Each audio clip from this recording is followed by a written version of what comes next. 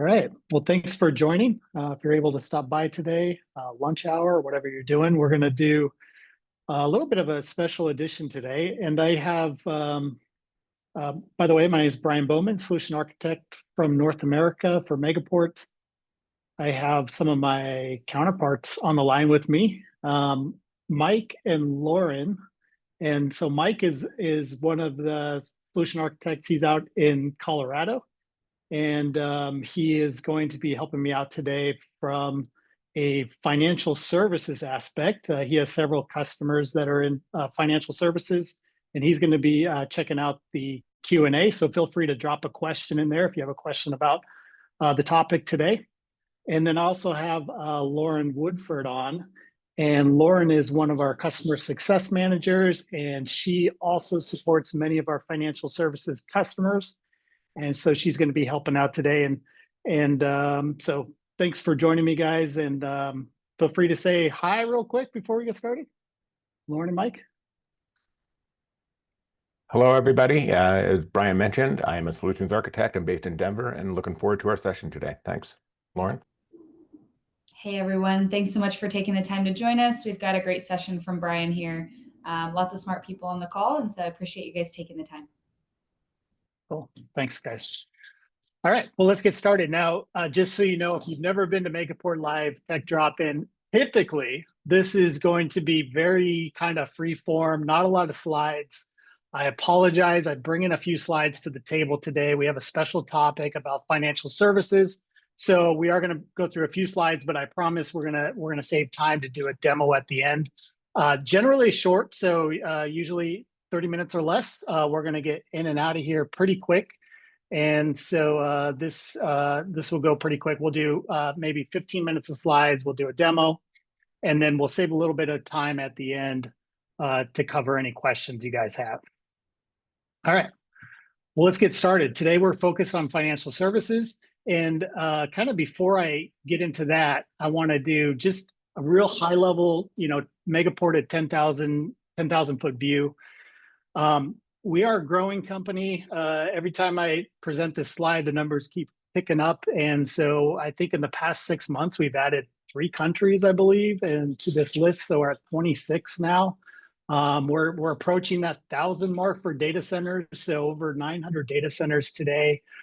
You could see the service providers on our network, over 400. So these are going to be like those big hyperscalers, as well as some, small niche providers that your organization may be doing business with. And all of this is super important to the topic because the connectivity matters, right? Being able to deliver private connectivity globally to those partners and organizations you're trying to connect to is a big part of the topic today. What I like to say, what makes Megaport, unique or different is the network as a service functionality. And so building networks across the globe, I'm sure there's many organizations that do that. But why would you partner with Megaport? Why would you go with Megaport? Not to mention those last statistics we just went through, but the ability to do things dynamically, right? So setting up the underlaid network infrastructure in advance across the globe into these 900 and plus data centers, connecting to all these different partners we have, but then giving you the tools and the capabilities to turn up those connections on demand. We like to say in under 60 seconds. Now, I'm an engineer, so sometimes, going through the clicks and designing stuff may take longer than that. But once you push the order through 60 seconds, your network is up and running for you anywhere in the globe. So that's really the benefit. And not just that, but having that flexibility, right? And that's really important for the topic today is flexibility. All right, so let's get into financial services specifically, at least what our customers are telling us as we come alongside them and help design solutions, kind of what they're looking for. I don't have a specific slides on security today, but I'm probably going to be peppering that in as I'm talking because everything we're talking about. Security is obviously super important. So private connectivity, what you're doing as far as encryption on the line, those different methodologies. Megaport is really set up to help you with those efforts and making sure the security is there on top of everything we're talking about today. So the first topic is performance. And so I'm gonna, just pull up kind of this customer use case here, or this theme about network connectivity and modernization of that. So, as if you've been in the business a while, typically what we're having to deal with is static type connections that aren't very flexible. We're having to deal with internet VPN tunnels that can fluctuate from day to day as far as performance is concerned. And so what we're trying to do is partnering with companies to get them into a more modern network infrastructure that gives them those performance capabilities that they need, right? And so this first kind of bullet here, or this first slide, what I want to point out is just having that, faster architecture to reduce processing delays and drop-offs, right? So one of the things we've done, and what I'm going to kind of go into, is make it easier for customers to interconnect with our other partners that are already on the Megaport platform. And so this allows you to build those private connections where traditionally maybe you set something up over the internet. All right, let me go over to the next slide here, and we'll talk a little bit about this financial services exchange. So the idea here is Megaport's had a marketplace for many, many years, probably over 10 years now. We've been operating what's called a marketplace. But over the last year, we've really made an effort to take those companies that are already on the Megaport network and bring them into a place where they could easily be viewed and consumed for connectivity. And so we're calling that the Financial Services Exchange. And when I go into the demo, I'll quickly pop in there just to show you what that looks like. But again, think about this, we're already connected to these different organizations, payment processing, different fintech organizations that are out there. And so, how do we make it easier for our customers to connect to them? And so there's really a couple of models we offer. One of them is the Financial Services Exchange. And so this is where they can come advertise their services on the Megaport Marketplace. We build them into a kind of a special category here of Financial Services Exchange to make it easier for you to find them and connect with those organizations. And then the other method is what we call a service key. So this may be a specific partner that doesn't want to advertise their services publicly, but you need to connect to them with, maybe traditionally you would have done an IPsec tunnel. You could do that over the Megaport private backbone using what's called a service key exchange. So this is exchanging credentials to connect to those organizations. So right now, I'm just going to throw up some of the logos here as far as the financial ecosystem. And obviously, this is a limited list to put on the slide here, but just to give you an idea of some of the organizations that Megaport is already doing business with, that you could have the capability to connect to through the financial exchange or through a service key exchange. All right. When we're talking about performance as well, is different architectures. So the first drawing I'm going to put up here is just to give you an idea of what we've done for an organization they had physical data center space, and that's kind of depicted off in the bottom right of this drawing. And they had the ability, obviously, to connect to cloud environments, the different hyperscalers, also connect to our marketplace, the financial exchange, to fund settlement, extranets over private network. And so that ability was already there for them using kind of the Megaport traditional services we've had for a while. Now, what we've done here is included also what we call Megaport Virtual Edge. So it's the icon off to the left in the bottom. And this allows them to place that second colo, a physically different location, anywhere in the globe they need to. So what merchant sites do they need to connect to? What networks do they need to connect to?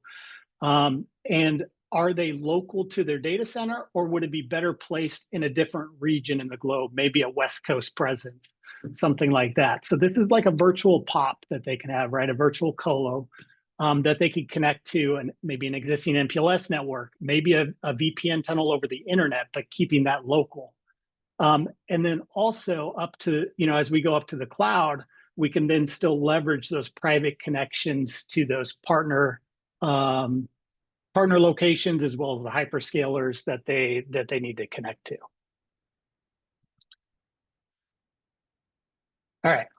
Second big topic, operation resiliency. And so operational resiliency is really the idea of no downtime, right? I mean, the idea that, this needs to work all the time. We know that there's problems with technology, things happen, there's fiber cuts, as we like to say, almost every day, right? So we need to plan for that, make sure that our solution is always up.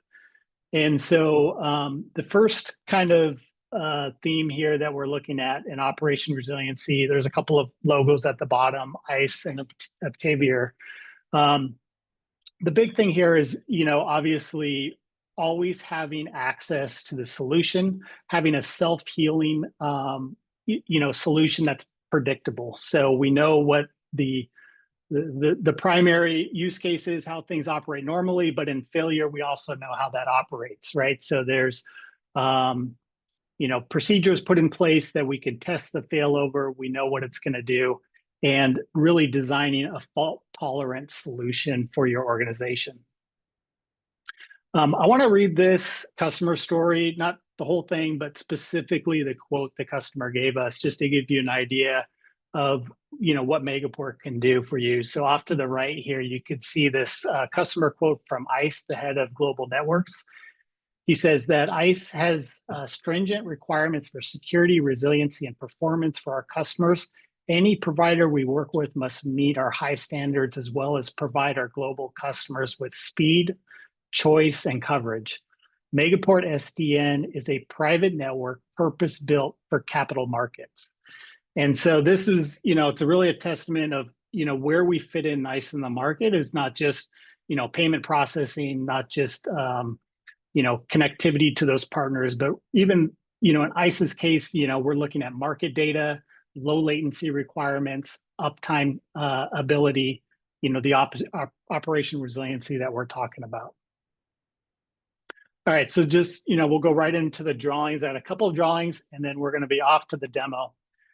So this one just showing you kind of that idea here. So a couple of things as we kind of work from the top is eliminating some of those IPsec tunnels or the over the internet connections that are critical to your organization.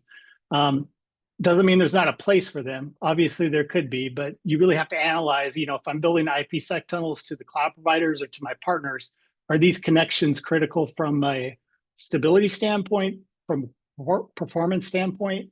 And if so, how do we get those onto a private network so that we can have, predictable performance and the stability of a private solution? And so as we work down here, you see the hyperscalers on the top, the interconnects into the hyperscalers, and then the middle layer you see on the drawing is MCR, or Megaport Cloud Router. This is the ability to turn off NFV functionality, right? That virtualization network functionality on top of Megaport, so you could do direct cloud-to-cloud routing. And this is something I'm going to demo today. And then as you go down to the data center layer, you could see the resiliency put in. So any one of these connections drops off, any one of the virtual devices or physical devices drops off, we don't lose our solution's capability to perform it the way we expect it. This is another one of our customers. They chose to remain unnamed, and so we put together, we're showing you kind of the network architecture as a high level, but this gives you an idea. Now, the unique thing about this customer, I shouldn't say it's really unique now, but they are a relatively younger company, and you can see there's no data centers involved. So this is a cloud-only infrastructure organization, but they are multi-cloud. So you could see AWS, Azure, and Oracle.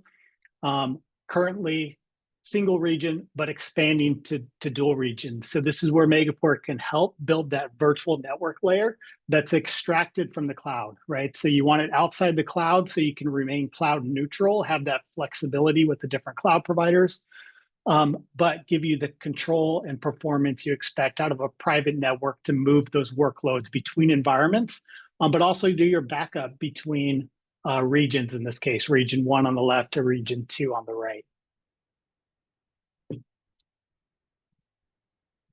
All right, so we're going to hop into a demo. I want to show you this quick drawing. So, real simple. Like I said, we like to keep these sessions relatively short. So we're going to do a demo of the top portion. And so typically what we would do in this environment, like if it's a simple cloud-to-cloud scenario, GCP to Oracle, is we would recommend setting up what we call red and blue diversity zones. So the idea there is that there's separate infrastructure so that we can do maintenances, Megaport can do maintenances on one zone and not affect the other.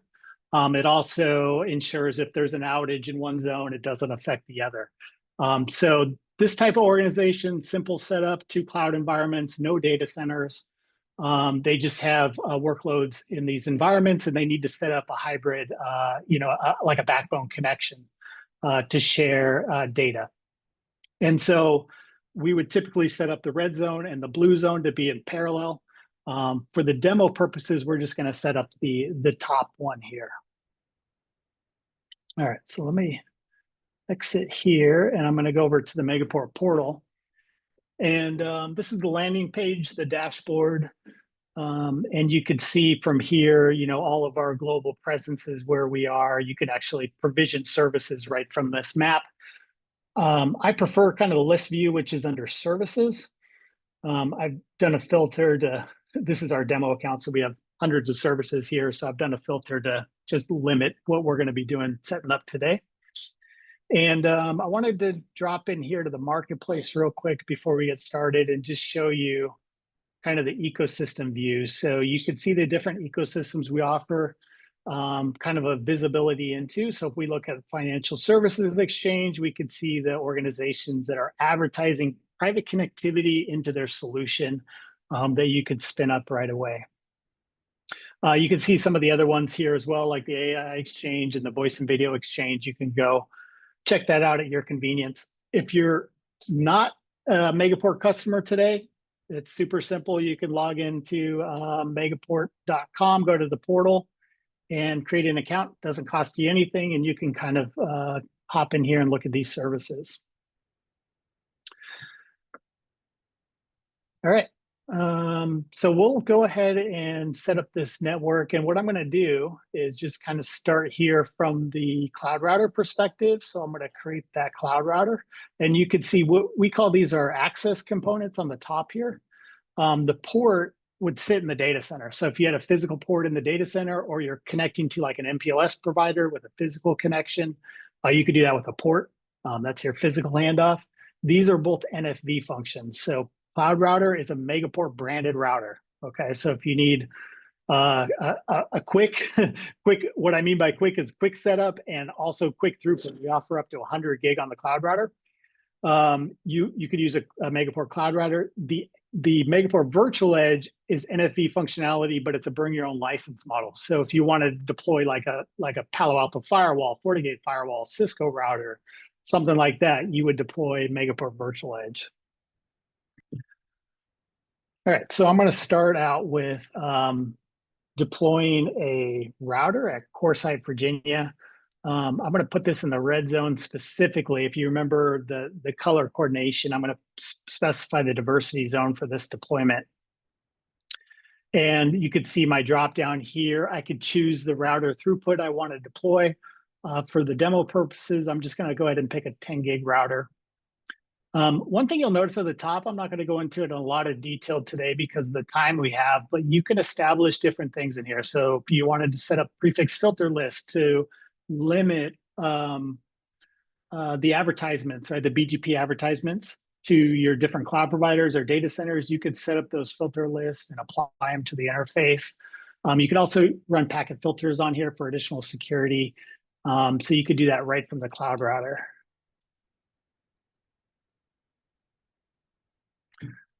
And we'll call this Core Site. All right, and then you can see our different term options. We do have use cases where customers will, maybe they'll set up a big environment to do a data migration, and they may lower it to a smaller environment for the day-to-day. So we give you a lot of flexibility to either set it up on a no term, or you could set it up on a term to save some money on that monthly cost. I'm going to go ahead and apply just a private AS number to the MCR, and we'll go ahead and turn this guy up. Looks good.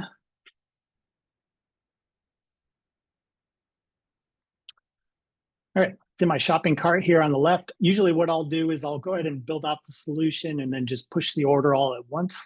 One nice thing about Megaport, some of our customers will come in here, configure services, see what it looks like. They don't have to commit yet until they actually push to order, so you can see kind of how all this is set up without having to push to order until you're ready. All right, we'll start with Oracle. And in advance of this call, I created a Fast Connect on my Oracle account. You can see it here. So it's all ready to go. There's my Fast Connect ID. I'm going to go ahead and copy that and paste it. And then I'm going to get a list of options. So this is where I can basically, with that OCID, these are the locations I can connect. And if I'm designing diversity like I am, I need to make sure I stay in the red zone. And so I'm going to get a bunch of options here. I'm going to go ahead and pick the local on-ramp to Oracle in CoreSite.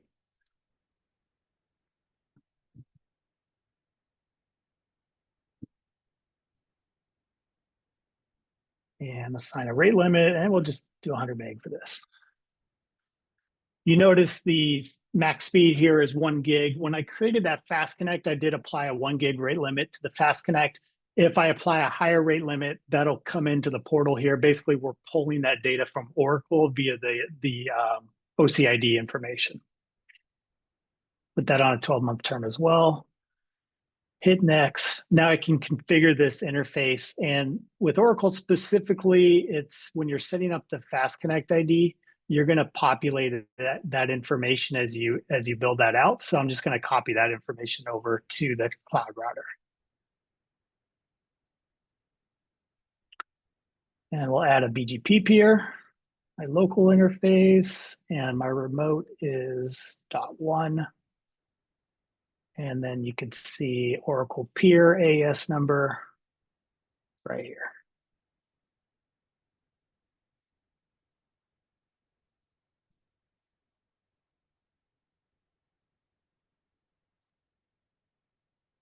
And we'll add that.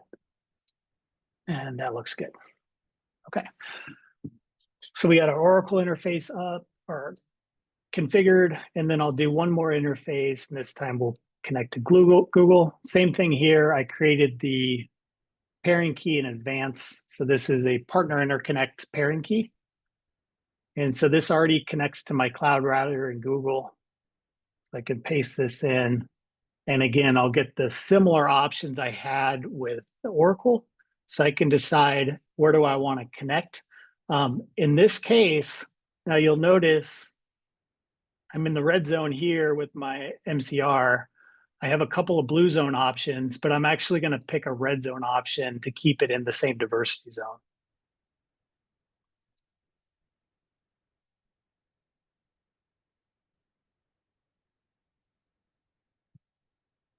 And we'll do 100 meg as well.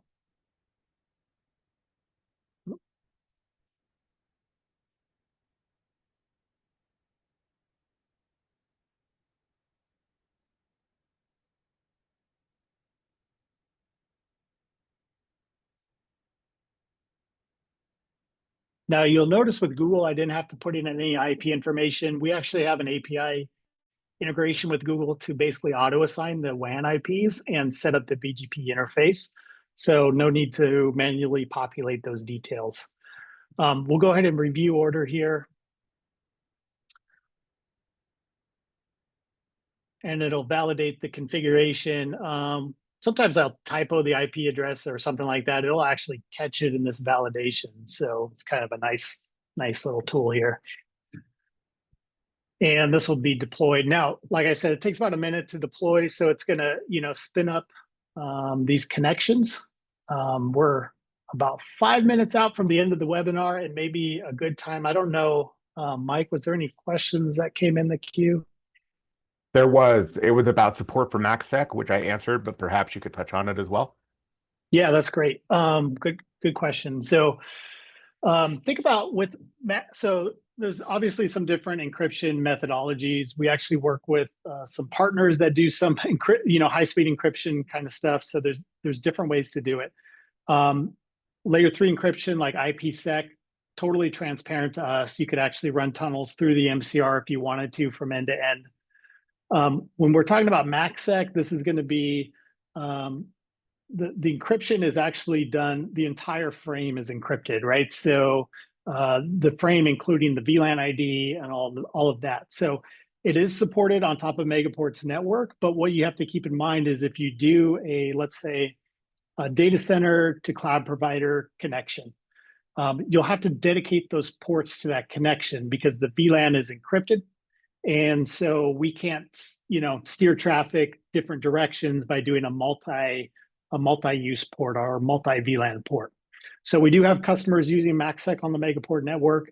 And the key there, probably work with your solution architect, make sure you're setting up the network properly. And, we can obviously help you out with some of those details. If you're doing a higher level or, like a higher level in the OSI model, like a layer 3 encryption, no problem. You would just tunnel through the layer 3 devices. And then on that note, I'm setting up an MCR in this demo here. MCRs we're actually launching next month. We're adding IPsec tunnels termination to the MCR. So today we don't terminate IPsec tunnels on the MCR, but that is a feature we're adding in July. So there's some cool use cases that you can use, some encryption with the MCR with IPsec termination. So thanks, Mike. You bet. There was one other question. Do we support 4-byte AS numbers? Yeah, so you could set up, the MCR, and one great resource, I'm going to point this out to you, is the docs page. So under tool documents, you don't need to sign up for an account to get to the docs page. You can go to docs.megaport.com, go directly here.